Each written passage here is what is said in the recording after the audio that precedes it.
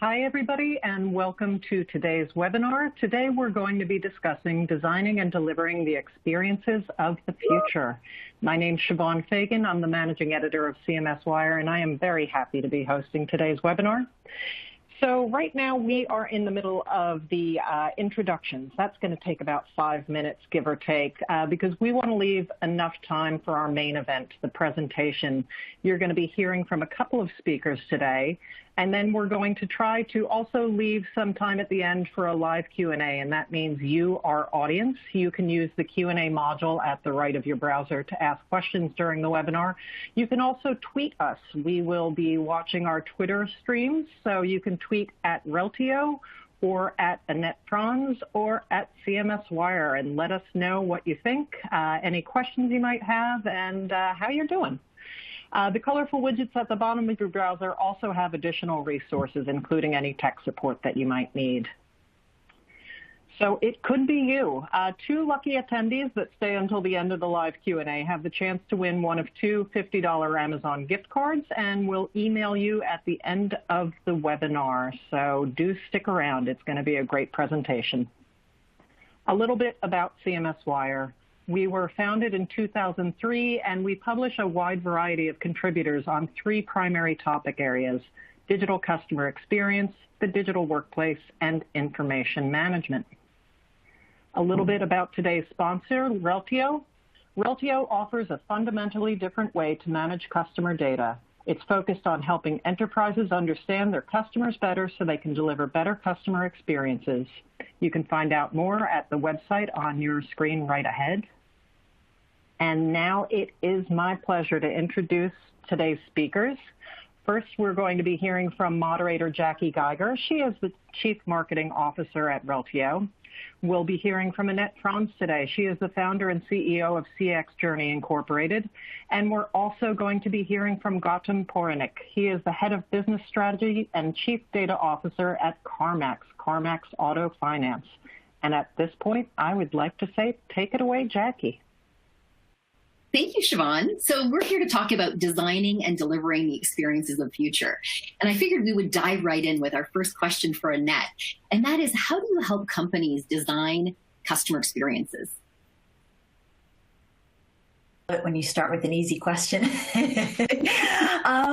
So at CX Journey Inc., which, it's a business that I started, 4 years ago after about 25 years in this customer experience space, I focus on really helping clients with some of the key things that we'll be talking about during my portion of the session today, around leadership commitment and alignment, creating that customer-centric culture, setting up your governance, really taking the time to understand your customers and how to do that, and then making sure that clients focus on their employee experience as well.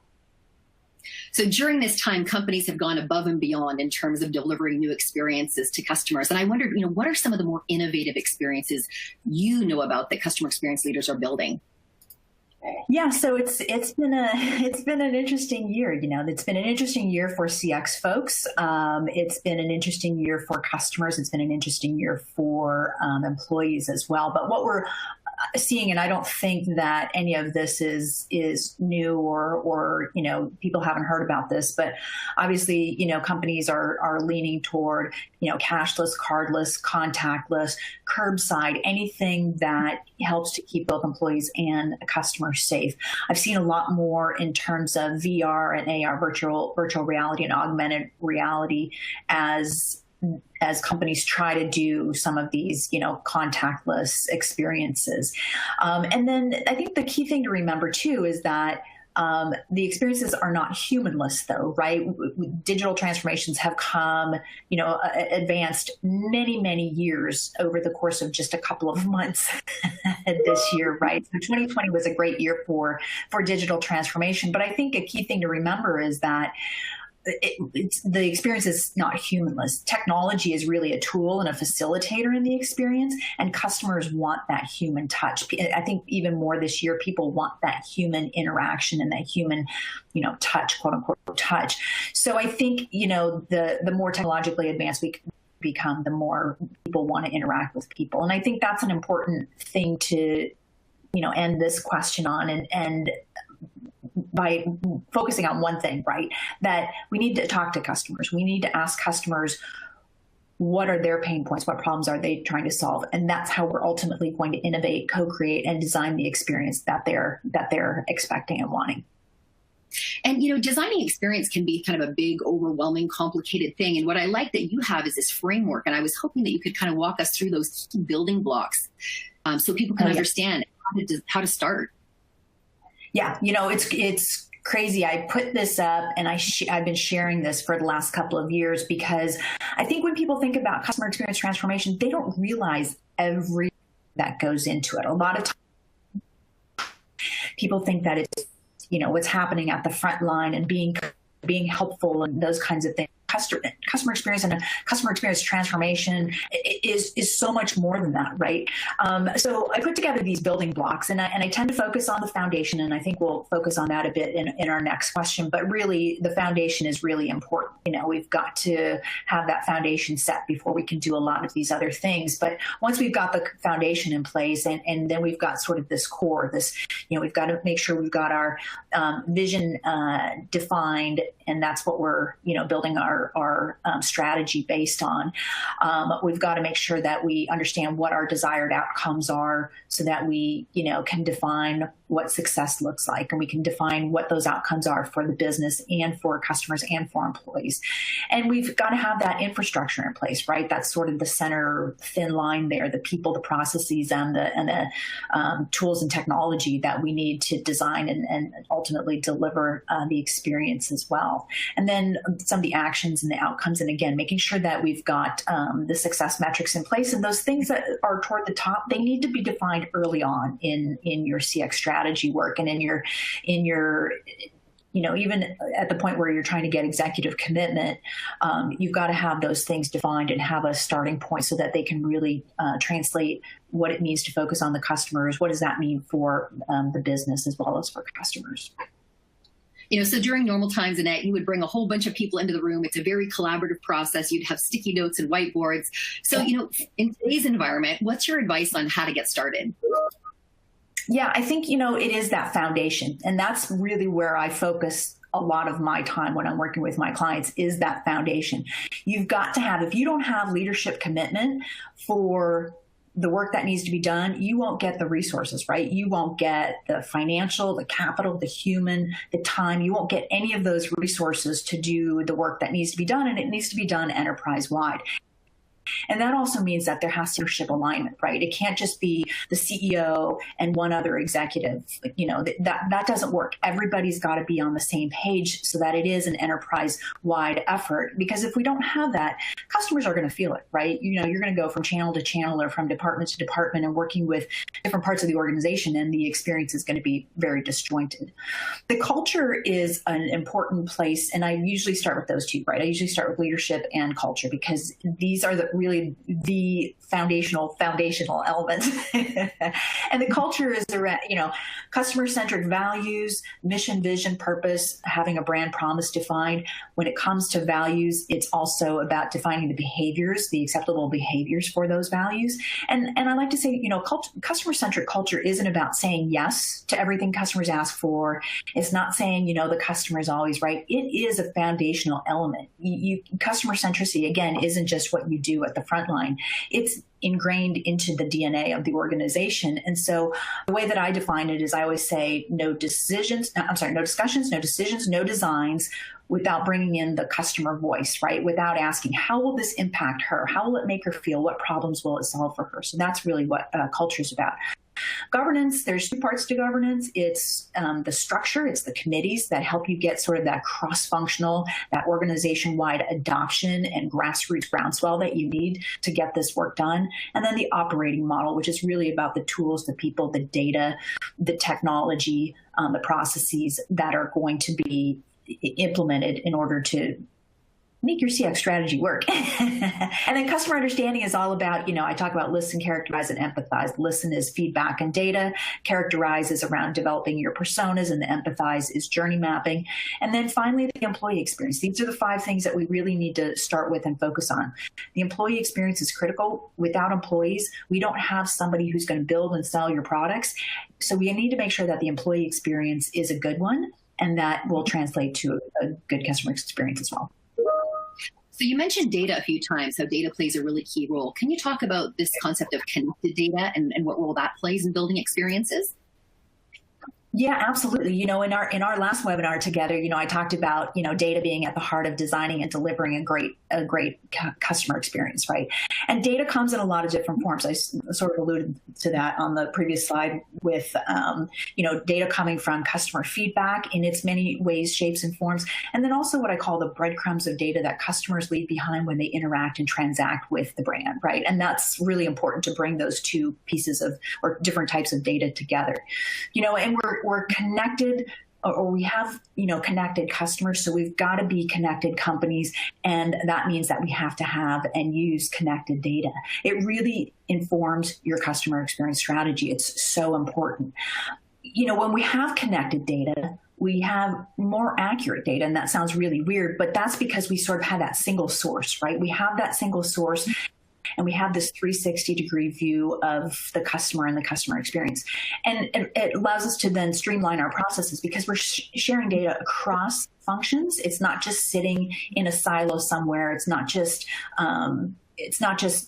here and there and not being shared across the organization, which is so important to being connected. And then, as a result, all of that leads to good things, right? Leads to frictionless experiences for our customers, consistent experiences across channels. So we've got this omni-channel, consistent and seamless experience that everybody is sort of, made the holy grail, and it really is. And then personalization becomes a reality as well. So I think those are really key things. And those are the kinds of things that customers are asking for, right? Simple, consistent, personalized. Excellent. Well, that's really helpful, Annette. And when I think about a company that's doing a great job using connected data to deliver these omni-channel connected customer experiences, I think of CarMax. So I'm going to turn things over to Gautam, who's joined us as well. And he is the Chief Data Officer and the Head of Business Analytics and Strategy at CarMax. And Gautam, for those who don't know CarMax, can you just give a little bit of an overview? Yeah, absolutely. My pleasure to do so, Jackie. Again, thank you to you and Annette for being here with me, and the Reltio and the CMSWire teams who have done such a good job of putting this webinar together. So thank you for that. And so in terms of CarMax, right, CarMax for me really is described best in our kind of vision statement there. Every company has got to have a DNA, right? For Disney, for example, the DNA is about offering the best possible customer experience ever, right? And for CarMax, it is all about that honesty and transparency in every single interaction. And it matters to us because used cars traditionally have not been known as a fun place at all, right? When you mention used car, the most common vision is that used car salesman trying to push something over to you. That's kind of the most common vision. CarMax was the original industry disruptor, born with the promise of turning those pain points in the used car shopping upside down, right? And so it is all about that honesty and transparency in every single interaction for us. And that's the reason we are the market leader in used cars. If we were in the conference room, I would have asked how many people know of CarMax, and I'm sure many hands have gone up. I'm kind of virtually imagining that, but we are a national brand with a presence in all 41 states, more than 220 stores, and a 20 billion revenue company. And so we are a Fortune 173 company that we are proud of.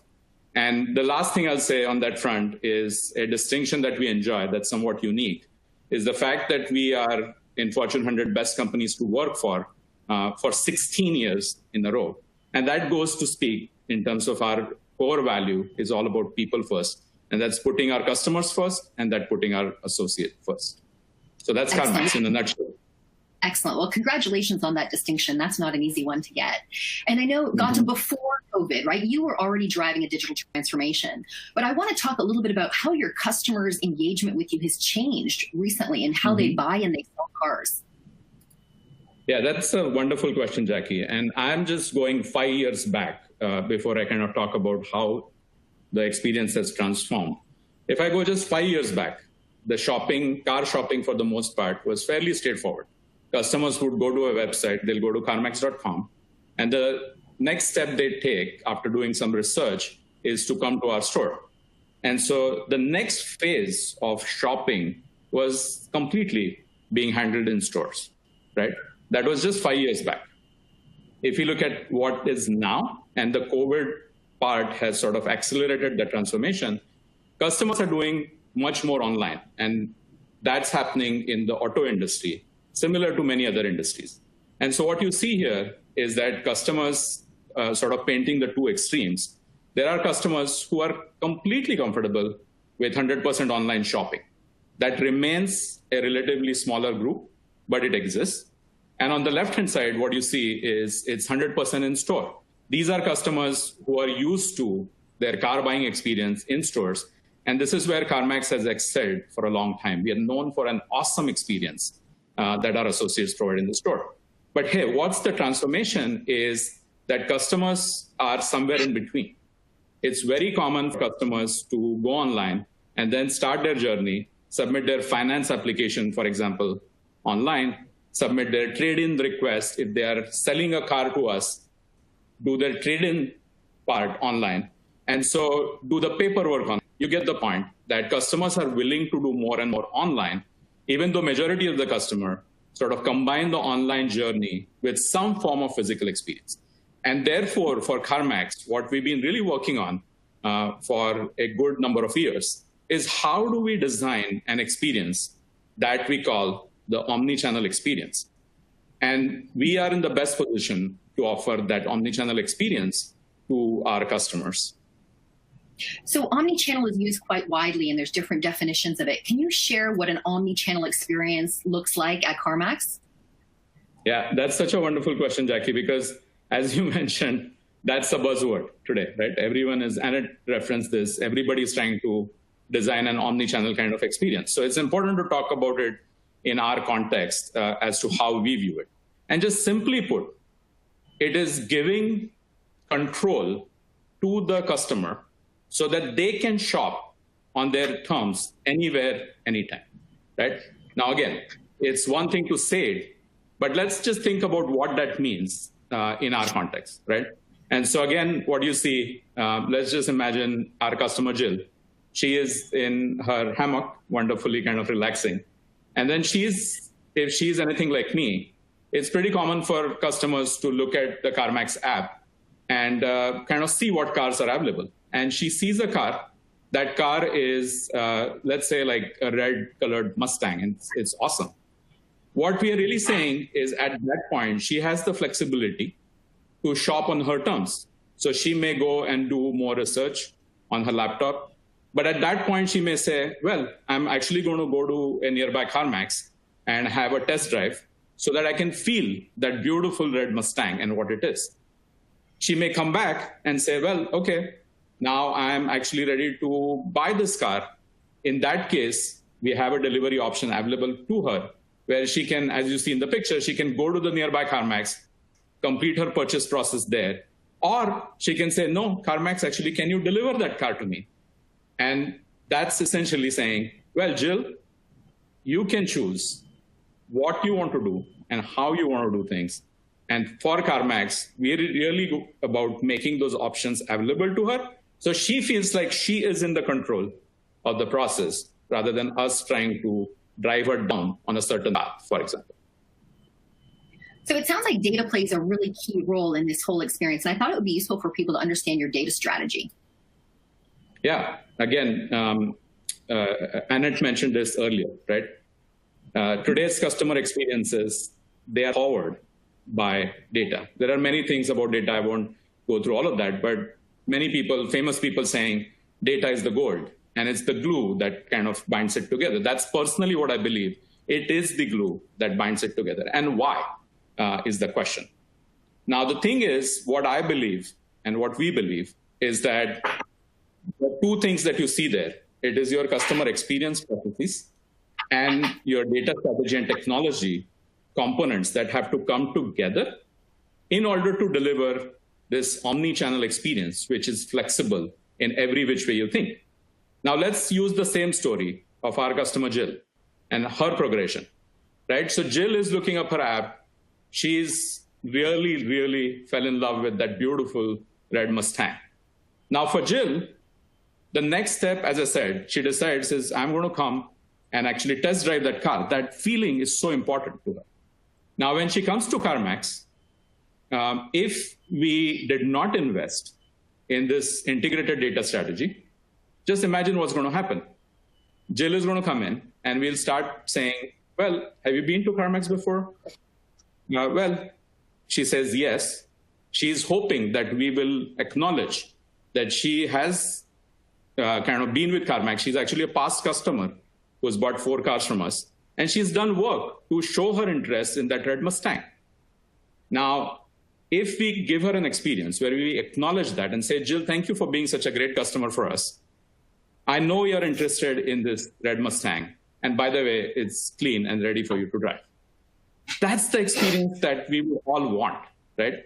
And therefore, that experience we cannot deliver unless we have the data and systems and technology in order to actually recognize all the work that the customer has done, regardless of where they shop. They shop from home, they shop at CarMax, or anywhere there is. So hopefully, Jackie, that makes it clear as to why that is the glue. Data is the glue that binds these experiences together.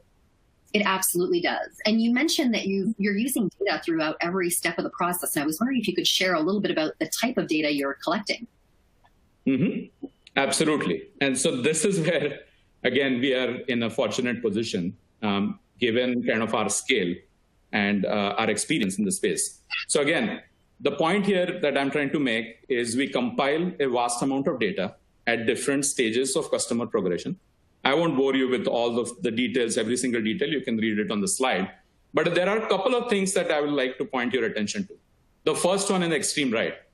So we see over 300 million digital interactions every single year, right? And just do a simple math.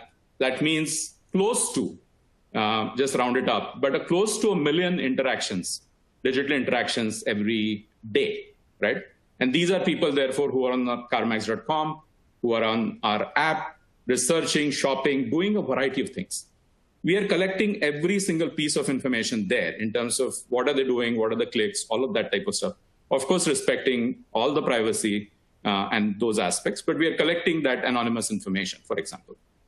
Then the other thing that I'll point your attention to is the number of vehicles sold. We are the largest auto retailer in the country in the used car area. And we sold over 15.5 million vehicles through our retail and wholesale side. Just last year alone, we sold over 1.2 million vehicles, for example. Now, we have information, we have data on all of those vehicles. We have information equally, bigger size, on about 33 million plus vehicles that we have appraised, because you might have seen our ads on TV that we like to buy every single car that you want to sell it to us, regardless of whether you shop from us. So we have that information with us. We have our auto finance data. If you on the bottom you see CAF, CAF stands for CarMax Auto Finance. We collect information there, and we have information on finance side for our customers. The idea is that we have a big data set, and we collect various pieces of this information. That is essentially all of the ingredients that are needed in order to really what we call connected data. So can you step us through what does connected data look like at CarMax? Yeah, absolutely. And so again, let's just pull up a little bit, right? Again, I use the analogy around ingredients and recipe. All of the ingredients are a bunch of numbers that you saw on the previous page. This is where we are somewhat unique, that we have data from the time customers touch CarMax.com all the way through their financing, right? Which is sort of sets us apart in that regard. But if we are to look at the final recipe is all about bringing all of that information together. And this is where what you see on the page comes in. That simply put, our ultimate recipe is the customer 360 and vehicle 360. Because very fundamentally speaking, we are about customers, and we are about giving them vehicles that they love and fall in love with. So those are the two ultimate outcomes, if you will, that we are shooting for. Now, when it comes to customer 360, let me just quickly talk about a couple things that we are trying to capture there. If you look at, again, going back to our Jill story, Jill has been a customer of CarMax for 4 times. Well, we want to capture those past interactions. so that when she does come to CarMax for a test drive, we can acknowledge her for the 4 cars that she's bought from us. Same thing about customer progression. Jill has actually looked up that red Mustang and has saved that car as car of interest for her. We want to acknowledge that she's done that work and therefore give her credit for that when she comes into our store. Similarly, if Jill has advanced and submitted a finance application and has a loan approved already, we don't want her to go through that process again, regardless of which channel she's interacting. So you get the idea that customer 360 view is all about connecting those disparate data pieces and weaving them together in that connected data format so that we are able to offer the experiences seamlessly across which channel the customers interact with us on. And on the right-hand side, the same applies to cars because it's about cars that customers love. And therefore, when I know, for example, what are some of the accessories that a vehicle has, when we know what are some of the options that a vehicle has, is it an LX or an EX? Generally, most customers don't know what those differences are. And we don't want to ask them as to, hey, does your car have this? Does your car have that? We would rather tell them, we think this is what your car has. Now you confirm what it does and does not. So in that sense, it's all about weaving that picture together of a vehicle. And therefore, for us, that connected data is about those 2 most important domains and bringing them together. So how does this connected data fit into your system architecture? Yeah, again, a great question. That's kind of the view that is essential for the technology people in here to see how all of that works. So let's walk through this diagram. There is quite a bit on the slide. So let me walk through this. Let's just focus first on what is called as Reltio, that cloud in there, and the EDW in there. So Reltio, that's kind of our multi-domain master data management platform that we use. And this is where the customer 360 and vehicle 360 that we've been talking about, they reside in this system. This is also our operational system, so that when different systems want to get certain information from the system, they connect to this Reltio environment in order to pull that data. As an example, going back to our example, when Jill arrives at our store, the store system is pinging Reltio and therefore kind of getting that information back to the store associate that Jill is a 4-time customer of CarMax and she's interested in that red Corvette. Now, again, that is not done directly necessarily, but Reltio is connected with Salesforce, which is our CRM system. And those 2 systems are kind of working in sync so that that information can be seen, regardless of whether you're on phone or in store or online or wherever that may be. So hopefully that makes it clear that it is those systems that are connected with each other. What is called EDW on the right-hand side, that's Enterprise Data Warehouse. This is our analytical store. And the analytical store and the operational store, they are synced up so that we have data and information available in EDW for more analysis and trends and all of that type of thing. And so if you then walk on the left-hand side, that is where it shows all of the different systems that are in turn interacting with the Salesforce system and with the Reltio system. And the box that you call ESB is Enterprise Services Bus, which is allowing for real-time connectivity between the systems that you see, the ones like real-time inbound and batch, stores database. Those systems are interacting with Salesforce and Reltio through that ESB connection. One thing that I'll point out to you out there is that you see arrows interacting in both ways. And let's just take example of the vehicle management system box and the CarMax.com box, right? Those systems are essentially pinging our Reltio Salesforce infrastructure in real time so that we can provide that experience to our customers where they feel connected regardless of which channel they show up in. So again, Jackie, hopefully that architecture makes sense to you. Yeah, so you have this solid architecture in place. What kind of business impact does this have? How does this impact customers? Yeah, again, end of the day, right, there is a lot of behind the scenes work. It's got to be thinking about for the sake of what, right? And as I've mentioned before, it is for the sake of that awesome omni-channel experience where customers can buy cars or sell cars on their terms anywhere at any time, right? And therefore, what this allows us to do is, if you focus on the bottom, the capabilities that you need in order to enable this experience that we've been talking about. Those are the capabilities that are needed. I'll just take a couple examples out of those to make the point. Let's take the example around world-class support, right? Now, Jill, our customer, she test drives that Mustang, likes it, and thinks that, well, I want to buy this. And I want to do my finance part, my trade-in part. I want to do my paperwork, all of that online. That's what she's saying.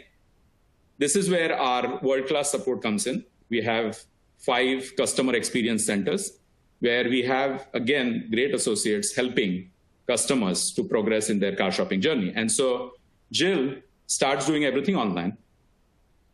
And she gets a question. She has a question about something, right? So she's got her loan approved. She has got a trade-in value for her car, but she has a question. Well, she lifts the phone and calls our customer experience center. Our associate there is able to see that she has completed the finance application, the terms of her loan. The associate is able to see that. In a similar way, the associate is able to see that she's got a trade-in offer. And she has a question about trade-in offer saying, hey, I was expecting an offer that is slightly higher. Can you explain to me why this is the offer? Now, the associate is able to recognize all of this work and is able to explain to her why the offer is what it is. Jill is satisfied with that answer and is able to progress online again. I use that example because it sort of covers the aspects of digital progression and world-class support. Again, the whole point being consistent mechanism of having the same information available across different platforms, whether on phone, online, or in physical in-store. That's paramount. And therefore, hopefully that example kind of makes it clear as to how we are leveraging these abilities in order to offer the experience that we want to offer. Yeah, it's absolutely clear that without this connected data, it would be really difficult to provide this connected experience. And as you thought about all these capabilities you need to enable, tell us about the requirements you had for a data platform to be able to support all that. Mm-hmm. Yeah, it's a very important question, and it's something that requires thoughtful strategy when you go about doing it. You have the bullets here. I'm going to try and kind of simplify it. I believe in simplification a lot. The thing that I'll first point to is the scale. And being cloud native is a cost-effective way of achieving that scale. So in my example, I talked about over 1 million digital interactions a day, or close to 1 million interactions a day that we see, right? There are hundreds of thousands of phone calls that we handle in our customer experience centers kind of every week. And therefore, what is really important is the ability to have that scale. And that scale is critical because it's not going to help if you start small. And, well, you can do a lot of things, but as long as you can only handle 50,000 calls, for example, that kind of thing is not going to work. So you got to be forward thinking in terms of what is the scale that you expect, and then invest in technology to be able to reach that scale. So that's number one. Number two is this aspect of kind of multi-domain master data management, right? And that also is linked to the multifaceted channel experience that you see here. Those two go hand in hand, right? That multi-domain connected data arrangement is essential because without that, you can't offer connected experiences, as simple as that. So those two need to flow together, that regardless of which channel customers interact with us on, we got to have that ability to actually give them the right information at the right time. And then the third thing is real-time integration. Now it calls real-time integration here, but in reality, the system and the data platform that you're setting up needs to be able to interact with different partner systems. Those are the CarMax.coms that I talked about on the previous page, but the partner systems, that integration can be real-time, can be near real-time, or can be batch. It's almost sort of what is the use case and what are you designing for? Naturally, real-time being hardest. That's what you see here. And therefore, your data platform needs to be such that it enables any of this type of connectivity, real-time being a pretty critical aspect of what we're doing. And so you have this great data strategy, this data technology, you have these customer experience processes, and all of a sudden the global pandemic hits. Can you talk about how these elements really helped you pivot fast? Yeah. Yes, I laugh because it just takes me back immediately to the memories of when it started. And again, just a short story there for you is March 9th, that was when I was giving an update to our executive team on business performance. And the only thing we could see at the time was there was some kind of sales softness in our Seattle, Washington markets. That's it. But everything else kind of seemed fine. And literally the next week, right, March 16th, and that week, we just started big kind of sales softness in multiple regions around the country. And what was the difference? It was COVID that had struck. And so you see so many companies kind of responding to the COVID situation. Many businesses going through difficult times. We went through our difficult times, definitely, due to customers kind of staying away from car buying. But the thing is, cars is such a thing that you can't stay away from it forever, right? Which means that customers responded and the car buying came back again. Customers became far more digital in their approach in terms of how they approached car buying. That was a big pivot, essentially, that we saw. Like many other businesses, we are not unique in any ways. But customers wanting to do far more things digitally was the theme. The good part is we've been working on our omni-channel strategy for a while. And our data strategy and customer experience processes, as we talked about it, for a number of years. And so when COVID hit, and it required us to have a pivot to a far more digitally oriented experiences, we were able to do so relatively quickly. I have two examples for you here. One is what you see as CarMax Curbside. That's a branded product. We got used to curbside with restaurants and everything. We thought, why not car buying as a curbside option? And so we built this product in about 3 weeks and kind of rolled it out nationally, thanks to our associates and everybody who worked on that. But that product was essentially, you pull up on a curbside, you've done all of your work. Again, going back to our favorite customer, Jill, she's done a lot of work already online. All that is left is to do a couple wet signatures that are required by law and to actually pick up the car, the beautiful Mustang, and drive away. And we were able to kind of come up with those experiences and offer that to our customers nationally within a span of weeks, essentially. And the other example that I want to use always is those virtual auctions. So again, CarMax has a wholesale business. We sell about 450,000 cars as part of that business. The customers for auctions are other dealers. When you talk of car auctions, the natural sight is the lanes are moving and dealers are shouting and all of that type of stuff. All of our auctions were kind of mostly physical with a digital testing and option available in some sense. COVID required us to pivot to fully virtual auctions. And the good news is we were able to pull that off thanks to our investments in the customer experience processes and in our data strategy. We saw even higher attendance at our auctions because we were able to offer them virtually and do the best we can from a business perspective during somewhat challenging situation. Yeah, it's really impressive to see the innovation that came out of the pandemic. Thank you for sharing those examples with us. Another question I have is that there's a lot of work, time, and effort that goes into what you're doing. How do you actually measure the business impact? Excellent. And the thing, Jackie, that I would like to say here is that when I think of kind of pull myself up and think of what is CarMax, right? CarMax is a brand that is an experience brand, right? Disney is an experience brand. And that's different. CarMax is different than likes of Apple, for example, because Apple actually manufactures a product. For CarMax, yes, we buy cars from customers and from auctions. We recondition them and sell the cars. So yes, there is a product, but we don't manufacture the product from scratch. And therefore, experience is critical to everything that CarMax is. I mentioned to you before, CarMax came into being, the reason we exist is to remove the pain points from car buying process, particularly about used cars. And that is why for one of the metrics that's really important to us is the Net Promoter Score that you see on the slide. Net Promoter Score, again, if you're not aware what that is, it really measures, usually there is a simple question which says, will you recommend CarMax to your friends and family? And that simple question really makes a customer think as hard, because you don't want to offer anything that doesn't meet the bar to your friends and family.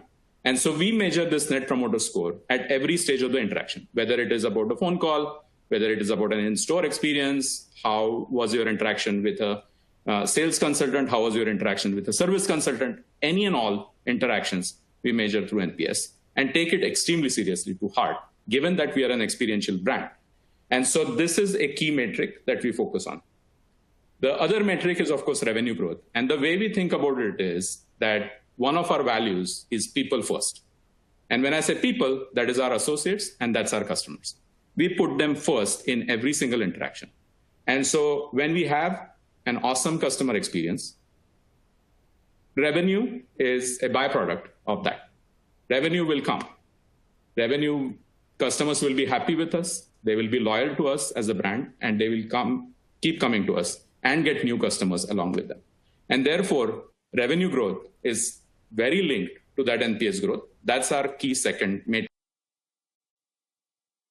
And again, just facts tell the story, right? So for us, for example, when I started with the company back in 2015, our revenue was about $15 billion back then. Our revenue in our last fiscal year was about $20 billion, right? So about 5 billion growth in a span of 5 years as we focused on this kind of transformation. We've seen that happen. Our last quarter that just concluded, that was our record quarter in terms of revenue and sales, which we are proud of. These outcomes don't just happen, right? These outcomes happen because you focus on your customer experience, you focus on your strategy, and that being omni-channel has been critical to us that we've used so far and we'll continue to use it going forward. So over the last 5 years, going through this digital transformation, I know you have learned a lot, but if you had to kind of boil it down into a couple of key learnings that you think other people might benefit from, can you share those? Yeah, happy to. And again, this is sort of where it all comes together in so many ways. So I love that question. The first thing I'll say is the obvious. You've heard Annette talk about it. You've heard me talk about it through and through. That omni-channel experience, omni-channel strategy, regardless of how you define it, there is similarities in terms of the outcome that every company is looking for. That omni-channel strategy is just impossible without a strong data strategy. They go hand in hand, and investment in those is critical. COVID proved it time and again that that is what you need to do to bring it together, right? The second big thing, when I sort of pull back and kind of think about what's the truth here, right? The truth is that customers drive their choices, right? The speed of customer transformation, whether it's moved to digital, whether it's moved to omni-channel, that is not controlled by companies. It is controlled by the customers. We as companies and brands, need to focus on how best are we preparing ourselves to be able to react to customer trends and transformation. That's kind of the second lesson. It's a matter of weeks when customers' preference changed during COVID. And I can tell you that if we were not designing for the future, we, like many other companies, any company would be in a hard spot. And some companies have found it tougher to get through this, unlike some of others who have done well during this transition. So that's kind of the second thing. Speed of customer transformation is given to you by the customers. Your job as a brand is to prepare for it. And then the third thing is having that responsive technology infrastructure and business strategy go hand in hand, because those two, if they are in their own silos, you will not make the required technology investments that are in conjunction with your business strategy. So for us, omnichannel was a strategy. All of our technology investments are kind of commensurate with that. So those are my kind of 3 big learnings. I'm sure there are more, but those are big for me. Thank you, Gautam. So now we're going to turn to Annette really quick, because I know that, Annette, you work with many, many companies, and you've probably seen a lot of mistakes. And so I thought this audience might benefit from hearing about some of the pitfalls that they can avoid. Yeah, there are a lot. There are a lot more than what I'll talk about, and there are a lot more than what are on the screen. But I wanted to call out one that Gautam just mentioned, which is don't focus on the metrics, right? Companies will oftentimes focus on the metrics rather than on the experience and doing what it takes to move the needle versus what it takes to improve the experience. And to his point, when we focus on the people, the numbers will come, right? When we focus on the experience and improving the experience, the numbers will come. I think one of the things that I see is product and CX teams are not working together. And that's really important because a lot of people don't think that the product is actually part of the customer experience. So if we define customer experience, it's, the sum of all the interactions that a customer has with a brand over the life of the relationship with the brand, plus the emotions, the feelings, and the perceptions about those interactions. But product and price are a huge part of that. And that's witnessed by something else that I see, which is companies finding customers for their products rather than finding products for their customers. And that's really about focusing on the customer and on the problems they're trying to solve and the pain points, their pain points and the jobs they're trying to do. So we really need to focus on finding products for our customers, not on finding customers for the products. The next one is not including customers in, and it's related to that point as well, is not including customers in your customer experience design work, in creating products, in creating services. You have to co-create with your customers. I think another big problem is that companies don't focus on improving the root cause, right? They fix the, put a little bit of lipstick on it, fix sort of what's happening in that moment or in that particular interaction, but don't look at the big picture. And in order to do that, you've really got to, I talk a lot about creating journey maps with your customers. You've also got to take a look at the service blueprint. And the service blueprint is, what's happening behind the scenes, the people, the tools, the systems, the processes that support and facilitate the experience that customers are having.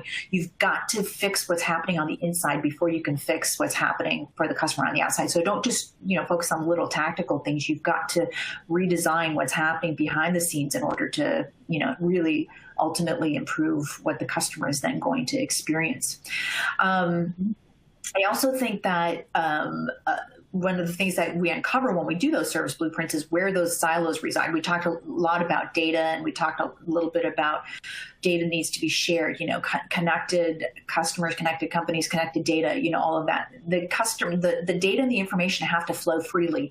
And when we don't break down or connect the silos, we're not going to have that, right? We are just going to have a very disconnected and disjointed and not a seamless experience for customers.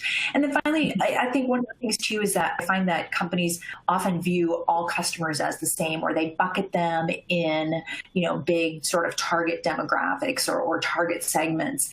And we can't design an experience at those levels, right? People are going to fall out. People have different pain points, problems to solve, and jobs to be done. And so we really have to take the time to design or research and develop our personas so that we can get to who the customer really is, so we can design the experience that they desire. So, well, that's really helpful advice. Thank you for sharing that. And I wanted to thank both you and Gautam for sharing your experiences and your insights and your advice. And now I thought what we could do is just open it up to some of those questions. If you haven't yet, please take a moment and look at the Q&A module and enter your question in there. I'm going to see if any questions have come up so far. And just a reminder also, if you want to use Twitter to put your question in, feel free to do that. There we go. Let's see if there are any questions that have come in so far. Okay, so the first one is for Annette. What's the first business process you recommend people start with when they're designing customer experiences? Listening to customers. The whole, customer understanding, all of that is entailed. Listen, characterize, and empathize, right? I talked about that. But listening to customers, because we really need to identify what's going well and what's not, And we use that listening for a lot of things, developing your vision, fixing what's broken, keep continuing to do what's not broken, training, all kinds of things, right? So I think the first thing that companies need to do is really listen to customers and then do something with what they learn. And that listening can also then be used to, if you're trying to get executive commitment, it's used to build the business case to get that executive commitment. So that's a critical place to begin. Okay, thanks, Annette. And the next one is for Gautam. How do you identify the different departments to start this transformation, and how did you get their buy-in? Yeah, that's such a great question. I would say the way I think about it is that there are different parts of the company that do different things, but let's just broadly categorize them as business units that are focused on driving kind of core businesses. That's sort of one unit, right? Then there are departments that support the core business processes and core business departments. They may be shared departments. There could be marketing in there. There could be finance in there, etc. So that's kind of the second bogey of departments. And then there are essentially the departments that are operating kind of behind the scene. They could be logistics, and they could be services like that are sort of operating somewhat behind the scene and supporting these business units, right? So if we think about it that way, then the thing that we need to do for this level of transformation, it really has to start at the top. It is the executive management team that needs to be committed to the transformation. And they got to be clear on what is the reason for this transformation. Hopefully, it is clear that it's for the sake of really managing what customers are asking for, is the sake of designing the company for that future. But get the executive committee completely aligned. That's where it starts. And then it is about the alignment of all these different departments to really work together on a shared vision. What are we trying to achieve and why? That shared kind of team that you then end up putting together, that's kind of the core team for driving this type of innovation forward. That team has got to have representatives from all of those different departments. And there's got to be a tight governance structure that you put on top of that core team with sponsors who are part of the executive committee being responsible for driving that forward. And the sponsors from that executive committee are absolutely essential to really think about what that sponsorship needs to be. For us, there have been many talks and articles, but our CTO and CIO is working very closely with our COO and with our CMO in order to kind of deliver these experiences, right? Unless the three of them are totally connected with each other, it is going to be hard to actually pursue this type of transformation. So hopefully that gives you an idea of what all different departments are involved and how.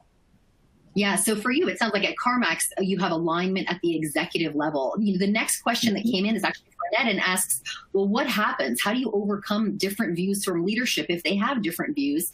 Is there anything you can do to create that alignment? Any advice you have for someone who might be struggling with the lack of sort of cohesive leadership around customer experience? Yeah, and this is a great question. I think the first thing you need to do is define what customer experience is, and you need to keep hammering away at that, because I think people there's so many different definitions of what customer experience is, and it's used interchangeably with customer service and customer success, right? And maybe even a lot of other terms, but we need to be really clear on what customer experience, the concept itself is.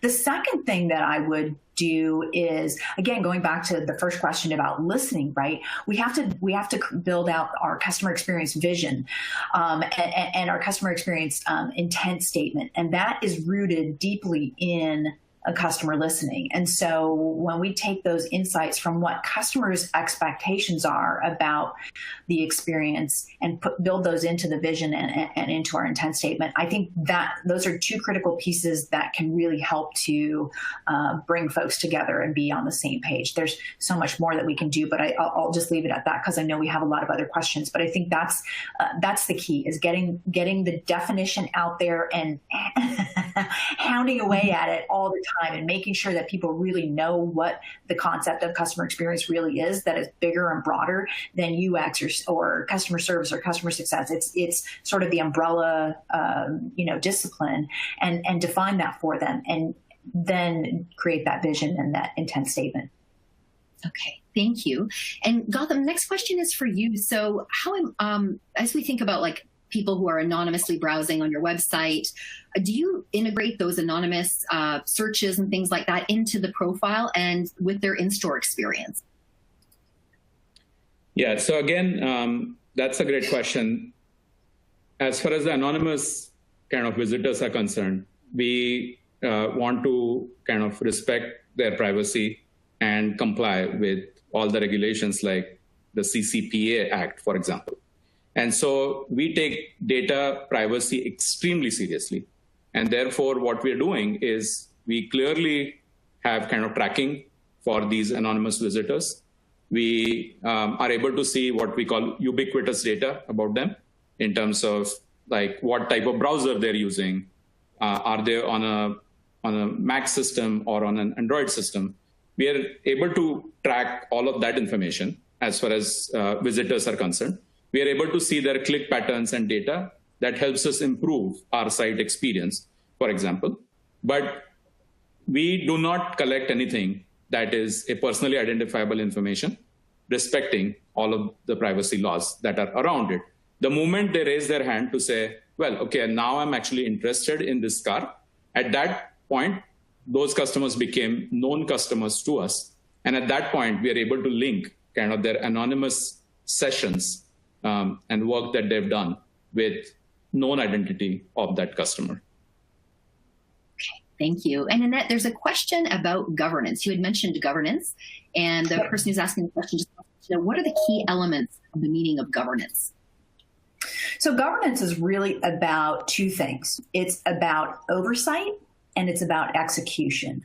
And that's why I say that there's two parts to governance, right? There's the structure, which is the committees. You've got and your committees can vary, but you'll have, your customer experience champions, you'll have your culture committee, you'll have your core team, you'll have your executive sponsor on the CX side, your executive sponsor on the EX side, an executive steering committee. That's sort of the oversight piece of it. The execution part of it is what I call the operating model part of governance. And that, like I said earlier, outlines, who are the people who are actually going to do the work, who's going to, be accountable and own improving the experience based on, what we heard in terms of the feedback and all of that. What tools and technology are we going to be using? What are the processes? And processes are there's so many processes, right? There's decision-making processes, prioritization processes, communication processes, workflow process. What are those processes that will help us execute the CX strategy? And then there's data and measurement. Where's the data coming from? Where's it going to reside? How's it going to be analyzed? What measurement? What are our key KPIs? What are our KPIs?